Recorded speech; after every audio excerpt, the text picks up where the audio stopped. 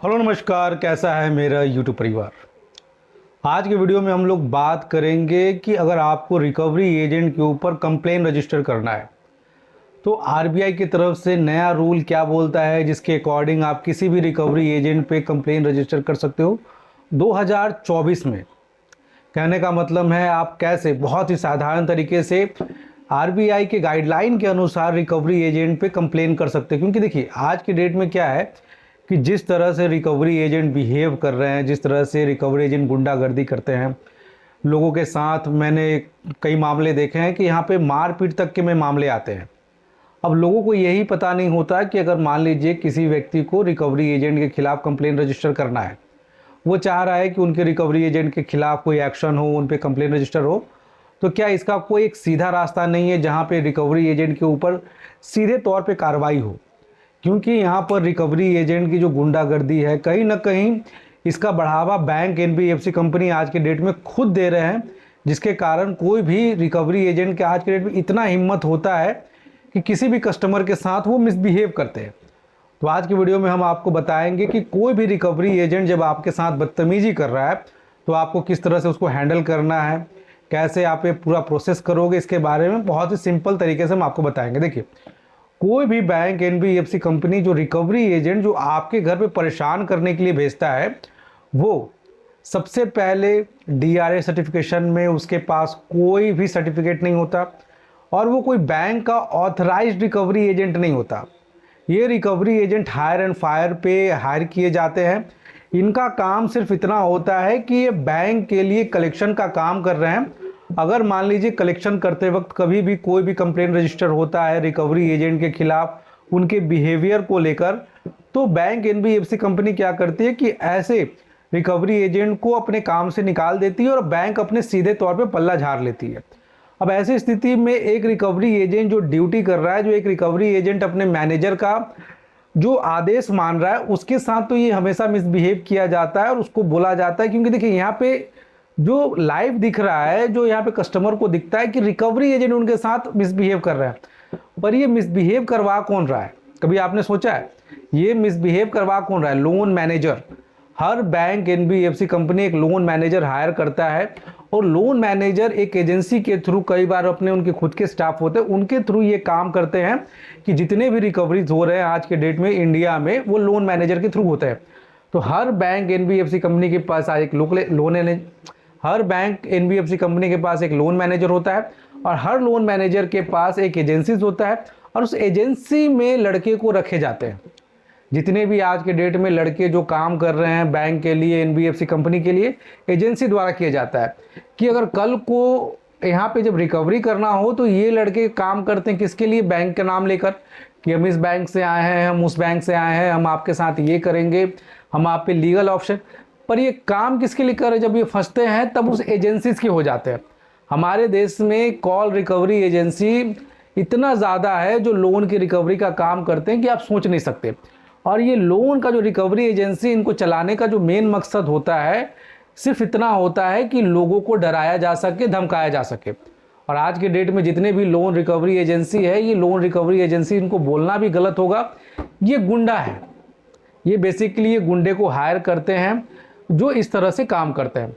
अब सवाल उठता है कि सर इस लोन रिकवरी एजेंसी के ऊपर कंप्लेन कैसे रजिस्टर किया जाता है? देखिए, कोई भी लोन रिकवरी जो एजेंट है उनके ऊपर कंप्लेन रजिस्टर करने के 2-3 तरीके होते हैं। मैं ऐसे तरीके के बारे में बात करूंगा जहां पे ना सिर्फ रिकवरी एजेंट को, लोन मैनेजर को भी पता चले कि वो जो काम कर रहा है वो गलत है और कहीं ना कहीं इस तरह के अगर काम करेगा तो उसकी भी जॉब जा सकती है। क्योंकि लोगों को क्या लगता है कि अगर हम कोई कंप्लेन रजिस्टर कर रहे हैं तो सिर्फ उस रिकवरी एजेंट पे लोन मैनेजर साफ तौर पे बच जाता है। तो इससे क्या होता है कि लोन मैनेजर के काफ़ी बार मन बढ़ जाता है। तो हम जो तरीका बताएंगे इससे ना सिर्फ रिकवरी एजेंट का, लोन मैनेजर तक का भी होगा। अब सबसे पहले क्या है कि आपको अवेयर होना ज़रूरी है। कोई भी जब लोन लेते हो, जब आपके घर में कोई भी आता है, तो सबसे पहले वो देखिए कि वो डीआरए सर्टिफाइड रिकवरी एजेंट है कि नहीं। आप पूछ सकते हो कि आप अपने डीआरए सर्टिफिकेशन का जो है वो हमको दिखाइए। सर्टिफिकेट होगा ना उनके पास। तो ज़्यादातर केसेस में आप देखोगे कि किसी के पास कोई भी सर्टिफिकेशन नहीं होता है। दूसरा, अगर आप मेरे लोन को रिकवर करने आ रहे हो तो इसका ऑथराइजिटी कुछ तो दिया होगा। ऑथराइजेशन आपके पास तो होगा, तब आपको पता चलेगा कि बैंक एनबीएफसी कंपनी में मान लीजिए बहुत सारे स्टाफ काम करते हैं। अगर सारे स्टाफ को पता है कि ये व्यक्ति पैसे नहीं दे रहे, तो क्या सारे स्टाफ का काम है आपके घर पे आके पैसे लेने का, या जो ऑथराइज्ड है उसको काम है? अगर मान लीजिए एक व्यक्ति काम छोड़ रहा है, वो आके आपके घर से पैसे उठा के ले जाता है, कल को काम से नहीं गया, आपके तो पैसे डूब गए। तो इसलिए सबसे पहले आपको अवेयर होना पड़ेगा कि आप पूछिए कि आपके पास सर्टिफिकेशन है कि नहीं, आपके पास अथॉरिटी है कि नहीं। अगर ये सब चीज़ वो दे रहे हैं, अगर वो अपना जेन्युइन नाम बता रहे थे कि हर रिकवरी एजेंट का एक आईडी होता है, उसमें 4 डिजिट का, कभी भी आपने रिकवरी एजेंट को पैसे दिए होंगे तो वो रिकवरी एजेंट अपने नाम के साथ एक आईडी मेंशन करता है। वो आईडी से पता चलता है कि ये कौन से एजेंसीज का है, कहाँ से ये काम कर रहा है। देखिए जब आप आईडी देते हो तो पता चलता है ये आईडी कौन से एजेंसी में काम कर रहा है, इस एजेंसी का लोन मैनेजर कौन है, और ये लोन मैनेजर किस ब्रांच मैनेजर के अंडर में काम कर रहा है। ये सारा चीज़ इससे पता चलता है। अब आपको क्या करना है, देखिए आपको एक कंप्लेन रजिस्टर करना है जिस भी बैंक एनबीएफसी कंपनी के लिए आप कर रहे हो। सबसे पहला आपको एक कंप्लेन रजिस्टर करना है उस बैंक एनबीएफसी कंपनी का ऑफिशियल मेल पर। उस ऑफिशियल मेल में चले जाइएगा, ब्रांच मैनेजर, नोडल मैनेजर और ब्रांच हेड को ये मेल कीजिएगा कि सर आपके बैंक का नाम यूज़ करके ये रिकवरी एजेंट जिसका आईडी ये है वो हमारे साथ मिसबिहेव करता है, गाली गलौज करता है। और देखिए ब्रांच मैनेजर को जब आप डालते हो या लोन मैनेजर को, उनको एक मेन मेल रखिए, और बाकी जितने ऑफिसर को आप टैग कर रहे हो उसको आप सीसी में डाल दीजिए कि कल को बैंक ये ना बोल सके कि आपने मेल वगैरह कुछ भी नहीं किया था।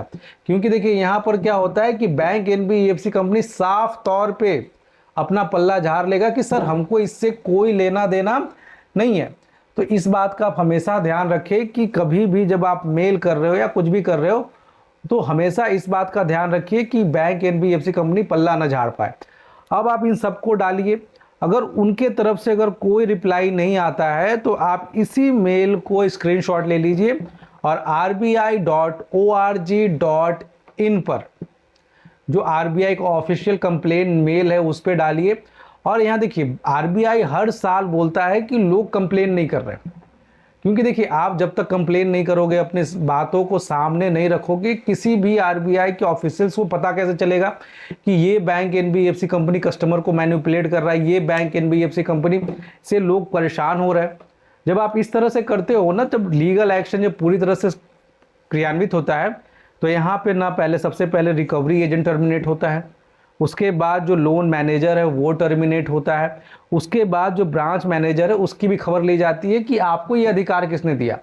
अब सवाल है क्या सिर्फ मेल करने से ये हो जाता है? नहीं, देखिए आपके पास वीडियो और ऑडियो एविडेंस होना चाहिए जहाँ पे वो रिकवरी एजेंट जो सर्टिफाइड नहीं है वो उस बैंक का नाम ले रहा है, उस बैंक को बता रहा है कि हम उस बैंक के लिए काम कर रहे हैं, क्योंकि वो बैंक का एम्प्लॉय नहीं है। और किसी भी बैंक एनबीएफसी कंपनी का अगर कोई भी व्यक्ति नाम यूज़ कर रहा है तो कहीं ना कहीं उस बैंक एनबीएफसी कंपनी की भी प्रतिष्ठा हानि हो रही है। तो आप ये सब चीज़ लेके जब कंप्लेन करते हो तो बैंक इमीडिएट रूप से वो जो रिकवरी एजेंट है जो आपको परेशान कर रहा है, जो आपको टॉर्चर कर रहा है, उसको जॉब से निकाल देता है। ना सिर्फ उसके बाद, क्योंकि देखिए बैंक जो कलेक्शन करता है वो परसेंटेज में करता है, आपका भी कोई ना कोई परसेंटेज होगा। तो बैंक कभी भी आपको परेशान करने से पहले, क्योंकि उसको पता है कि ये व्यक्ति कंप्लेन कर देता है, ये आरबीआई तक कंप्लेन कर देता है, तो आपसे डरेगा। देखिए हमारे देश के अगर सिर्फ 10% कस्टमर अपने अधिकारों को समझ के कंप्लेन करे, अपनी आवाज़ को आगे उठाए, तो कभी कोई रिकवरी एजेंट का इतना हिम्मत ही नहीं होगा कि उनको परेशान करे। तो चलिए आज की वीडियो में नहीं रखेंगे, और कोई भी सवाल हो, कोई भी संदेह हो तो कमेंट कीजिएगा। जय हिंद, वंदे मातरम।